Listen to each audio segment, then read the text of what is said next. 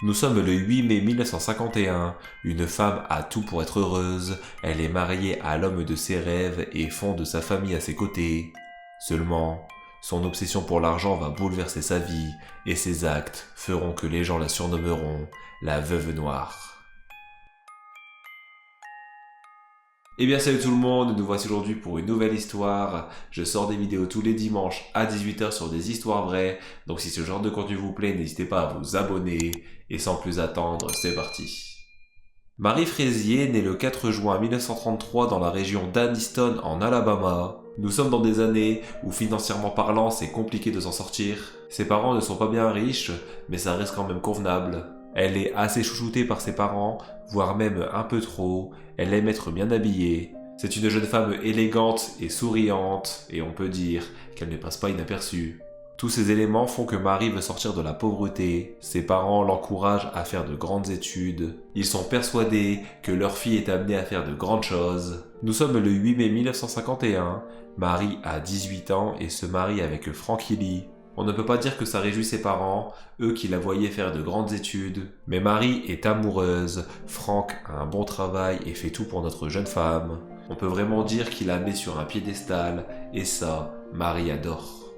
Par la suite, notre jeune couple vont avoir 2 enfants, Mike en 1952 et Carol en 1960. Ils vont même acheter une maison ensemble. Sur le papier, on peut penser que tout se déroule pour le mieux. Marie travaille dans le secrétariat, Franck, lui, à l'usine, avec une rémunération très convenable. Pourtant, quelques disputes commencent à naître au sein du couple. Marie adore se sentir au-dessus des gens, elle aime faire voir qu'elle a réussi dans la vie et exposer son bonheur, ainsi que son argent aux yeux du monde. Mais elle en abuse tellement que son train de vie est devenu plus élevé que ce qu'elle gagne avec son mari. De son côté, Franck voit les dettes s'accumuler, il essaye d'en parler avec sa femme, mais celle-ci est complètement fermée, elle veut maintenir son niveau de vie actuel et ne veut pas vivre comme une pauvre. Les mois défilent et la situation ne s'améliore pas. Marie a beaucoup de dettes, mais les cache à son époux. Même si elle est dépensière, elle n'est pas bête pour autant. Marie sait pertinemment que si cela arrive à ses oreilles, de nouvelles disputes seront au rendez-vous, et elle préfère éviter. De l'autre côté, au sein de sa famille, Marie fait des préférences entre ses enfants. Elle adore son fils mais délaisse sa fille, et ce, pour une raison assez spéciale. Carole n'est pas féminine et se fout de son statut social et de la vie des gens. Et ça, c'est tout le contraire de sa mère. À cause de cela, la relation entre les deux est compliquée, voire même rompue. En 1974, Mike se marie et quitte le domicile familial. Le mariage se déroule bien, tout le monde passe un bon moment, mais Franck a depuis peu des grosses douleurs au niveau de l'estomac. À cause de ça, il ne reste pas jusque la fin et préfère rentrer. Les semaines défilent et son état de santé ne s'améliore pas. Et cerise sur le gâteau, un jour il rentre tranquillement du travail et il voit sa femme dans son lit avec un autre homme. Marie tenait une relation extra-conjugale, non pas par manque d'amour envers son époux, mais simplement pour avoir plus d'argent. Je sais à quoi vous pensez. Bon, malgré tout, Franck ne va pas divorcer, son état de santé empire de jour en jour. Les médecins ont du mal à identifier la maladie, et malgré l'adultère de Marie, celle-ci reste au chevet de son époux tous les jours, se comporte même comme une véritable aide-soignante, c'est même elle qui lui fait les injections. Malheureusement, ça ne sert pas à grand-chose. Le 25 mai 1975, Franck perd la vie, la maladie l'emporte. Quelques semaines plus tard, financièrement parlant, la situation s'améliore. Franck avait une assurance vie qui tourne aux alentours de 30 000 $. Je rappelle que nous sommes en 1975 et à cette époque, ça représente énormément d'argent. Marie va mettre l'argent de côté et vivre sa vie tranquillement avec sa fille. C'est pas du tout ce qu'elle va faire.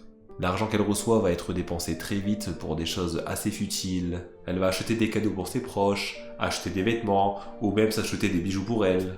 Ce qui entraîne Marie et Carole au fond du gouffre. Les dettes s'accumulent de nouveau. Mike voit la situation, il ne peut laisser sa mère et sa sœur dépourvues d'argent. Il fait le choix de les prendre avec lui chez lui, mais il va très vite regretter cette décision.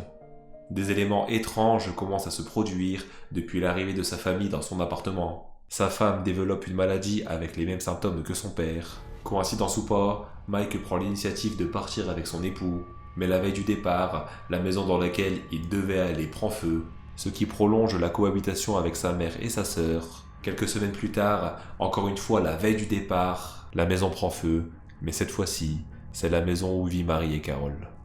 Coïncidence ou pas, ça reste très suspect, 2 fois d'affilée ça fait beaucoup. Au final, notre couple arrive quand même à partir et obtient leur propre logement. Nous sommes en 1979, la situation entre Marie et Carol s'est arrangée. Les deux arrivent à discuter normalement, ce qui est bon signe pour la suite des événements. Mais un soir, alors que Carol part à la fête de fin d'année de son lycée, elle doit rentrer chez elle en urgence, elle ne se sent pas bien, elle a des maux d'estomac, des nausées, les mêmes symptômes que son père. La jeune femme va rester plusieurs mois à l'hôpital sans trouver la cause de ses symptômes. Ça devient inquiétant, Carol est paniquée, mais heureusement pour elle, elle peut compter sur le soutien de sa mère qui s'occupe de sa fille adorée. Tous les soirs, Marie joue encore le rôle de l'aide-soignante et lui injecte son traitement. Malgré tout, l'état de Carol se dégrade de plus en plus, elle retourne à l'hôpital. Sur place, il remarque les traces de piqûres, et quand il demande à Carol la raison de ces traces, la fille explique que sa mère lui donne le traitement à la maison. C'est comme ça qu'on apprend que l'hôpital n'a jamais donné de traitement à Carol et que sa mère a tout inventé. Un docteur prend le dossier en charge, analyse les symptômes et son compte-rendu est sans appel. Il pense que la jeune femme n'est pas malade, il pense que sa mère l'empoisonne avec des piqûres d'arsenic et ce constat s'avère exact. Carol a plus de 40 fois la dose normale d'arsenic dans le corps. Cette révélation est un vrai choc pour Mike, mais il ne se laisse pas dépasser par les événements. Il va tout de suite expliquer au docteur que son père avait les mêmes symptômes et que c'est sa mère qui s'occupait également de lui. Le corps sera déterré et analysé, et le constat est le même. Frank a un excès anormal d'arsenic dans le corps. Ce n'est pas fini. À côté de ça, on apprend qu'elle a falsifié des paiements, et pour la police, c'en est trop. Elle est arrêtée immédiatement et placée dans un hôtel en attendant son jugement, mais Marie ne compte pas attendre sagement. Elle laisse un mot sur le lit qui laisse comprendre qu'elle s'est fait kidnapper et disparaît sans laisser aucune trace. Malgré sa disparition, l'enquête continue. On découvre que toutes les personnes qui ont déjà mangé chez Marie ont tous un taux d'arsenic plus élevé que la moyenne. Une perquisition sera faite, et chez elle sera retrouvé plusieurs flacons d'arsenic. Elle empoisonnait tous ceux qui mangeaient ou buvaient chez elle. Faites attention chez qui vous mangez, on n'est jamais trop prudent. Détail qui fait froid dans le dos, Marie a pris une assurance vie pour sa fille Carol, au cas où elle décéderait de mort naturelle. Et si cela se passait, sa mère empocherait une assez grande somme d'argent. Ça rappelle exactement le même procédé que Frank, et on peut facilement imaginer qu'elle souhaitait tuer sa fille pour gagner l'argent de l'assurance. Ne vous inquiétez pas, notre affaire n'est pas encore terminée. Marie Lee sera retrouvée 3 ans plus tard, mais pendant ces 3 ans, elle ne s'est pas fait discrète. Elle s'est mariée le 29 mai 1981 avec un certain John Oman, en se faisant passer pour une dénommée Robbie Hannon. Elle a refait sa vie normalement, elle explique à son mari qu'elle n'a pas de famille, mis à part une sœur jumelle. John ne se penche pas plus que ça, il est amoureux de Robbie et il se fout de son passé. Les deux travaillent et vivent heureux, mais un jour, Robbie explique qu'elle a une tumeur et qu'à tout moment elle peut perdre la vie, et que son seul moyen de s'en sortir, c'est de rejoindre sa sœur pour se faire soigner. John accepte, mais ce qu'il ne sait pas, c'est qu'il ne reverra plus jamais Robbie. La sœur jumelle appelle John, elle se nomme Terry, et elle lui explique que sa sœur n'a pas survécu à l'opération. John est totalement dévasté. Il vient de perdre sa femme, mais tient quand même à remettre ses condoléances à sa belle-sœur. Et au moment de se rencontrer, il n'en croit pas ses yeux. Terry ressemble comme 2 gouttes d'eau à Robbie. Ils tombent sous le charme et les deux sortent ensemble. C'est à la fois triste et assez comique. Et ça ne va pas s'arrêter là. Terry va postuler pour le même poste de travail et fréquenter exactement les mêmes personnes que sa sœur. Et vous vous doutez bien que même si John est naïf, son entourage lui ne l'est pas. Ils vont prévenir la police pour démêler le vrai du faux. Ils vont vite comprendre que Robbie et Terry est la même personne et qu'elle a organisé sa propre mort. Après enquête, elle avoue enfin son vrai nom, celui de Marie Ellie. Elle explique à la police que si elle a fait tout ça, c'était simplement pour éviter la prison en vue de ses anciennes accusations.